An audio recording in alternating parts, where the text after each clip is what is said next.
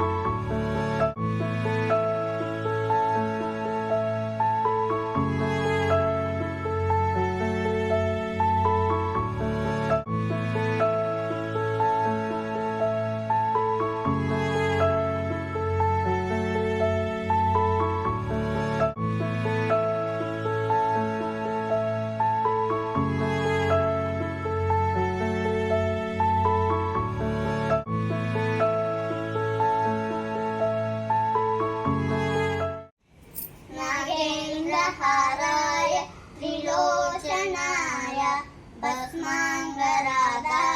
మహేశ్వరాయ నిత్యాయ శుద్ధాయ దిగంబరాయ తస్మై నకారాయ నమః శివాయ.